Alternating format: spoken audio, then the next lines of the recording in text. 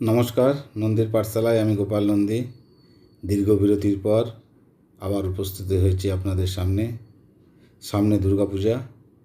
মা দুর্গার আরাধনা নিয়ে আমার কিছু বাস্তব অভিজ্ঞতা আপনাদের সঙ্গে শেয়ার করব বলে।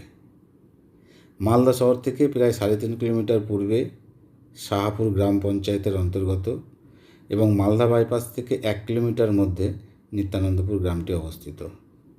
এই গ্রামে একটি প্রাইভেট পার্কও আছে। আমার সুযোগ হয়েছিল এই গ্রামে কিছুদিন থাকার।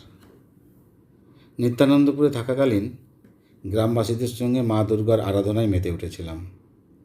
আজ মহিষাসুর মর্দিনীর আরাধনা নিয়ে কিছু অভিজ্ঞতা শেয়ার করব। নিত্যানন্দপুরে দেবী দুর্গার একটি মন্দির আছে। প্রত্যেক বছর গ্রামবাসীরা খুব আনন্দের সঙ্গে দেবী দুর্গার আরাধনায় মেতে ওঠেন। মোটামুটি 350 থেকে 400 পরিবারের বাস। গ্রামবাসী সদিচ্ছায় আমি পুজো কমিটির সঙ্গে যুক্ত হতে পেরেছিলাম। আজও আমি এই পুজো কমিটির সঙ্গে ওতপ্রোতভাবে জড়িয়ে আছি। যতদূর মনে পড়ছে 2019 সাল থেকে আমি ওনাদের পুজো কমিটির সঙ্গে যুক্ত আছি। যে কোনো পুজো করলে অর্থের প্রয়োজন হয়। পুজো কমিটি একটি বাজেট তৈরি করে এবং 1 বছর আগের পুরনো খাতা বের করে হিসাবে বসে কত চাঁদা ছিল এবং এবার কত % এক্সট্রা অ্যাড করতে হবে। পূজার মোটামুটি মাসখানেক আগে থেকে শুরু হয় পুজো কমিটির সদস্যদের বাড়ি বাড়ি গিয়ে চাঁদা তোলার অভিযান। এই অভিযানই সব সমস্যার মূল। কিছু কিছু ক্ষেত্রে পাড়ার লোকেদের সঙ্গে কমিটির সদস্যদের বাদানুবাদ পর্যন্ত হয়ে থাকে। অনেকেই এই অভিজ্ঞতা আছে বলে আশা করছি। তবে একটি কথা বলে রাখি, এক হাতে কখনো তালি বাজে না। এবার ফিরে আসি আজকের মূল বিষয়টিতে। নিত্যানন্দপুরে দেবীর আরাধনার পদ্ধতি এবং গ্রামবাসীর উপর আস্থা আমাকে অবাক করে দিয়েছিল। পুজোর মাসখানেক আগে গ্রামের লোকেদের উপস্থিতিতে একটি পুজো কমিটি তৈরি করা হয়। কমিটি মিটিং করে একটি বাজেট তৈরি করে। পরবর্তীতে নির্ধারিত বাজেট গ্রামবাসীদের জানিয়ে দেওয়া হয়। পুজো কমিটির সদস্যরা চাঁদা তোলার জন্য বাড়ি বাড়ি যান না।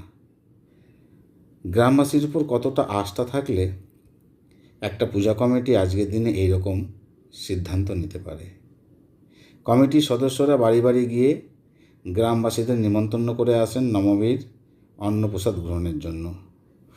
নবমীর দিন গ্রামের মায়েরা দেবীর আরাধনায় মেতে ওঠেন, কারণ দুপুরে রান্নাবান্নার প্রয়োজন থাকে না।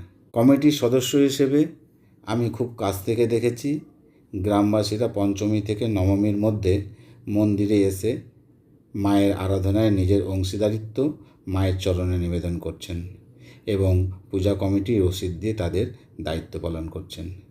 গত 5 বছর ধরে নিত্যানন্দপুর সর্বজনীন দুর্গাপূজা কমিটি এই পদ্ধতিতেই পুজো চালিয়ে যাচ্ছেন। গ্রামবাসীর আন্তরিক সহযোগিতায় মায়ের আরাধনা সম্পন্ন হওয়ার 15 দিনের মধ্যে পুজো কমিটি আয় ব্যয়ের হিসাব পূজা মণ্ডপের সামনে টাঙিয়ে দেন। আমি দেখেছি প্রতি ক্ষেত্রেই ক্লোজিং ব্যালেন্স শূন্যের উপরে থাকতে। এই পুজো কমিটির কাছ থেকে আমি শিখেছি দুর্গাপুজো কোনো ক্লাবের বা পূজা কমিটির পৈতৃক সম্পত্তি নয়। দুর্গাপূজা মানে উৎসবের মেজাজে কয়েকটা দিন সমস্ত কিছু ভুলে থেকে মায়ের আরাধনায় মেতে ওঠা। নিত্যানন্দপুর সর্বজনীন দুর্গাপূজা কমিটির সদস্যদের দেখানো পথে সমস্ত পুজো কমিটিগুলো এগিয়ে আসুক, এই প্রার্থনা মায়ের কাছে করছি।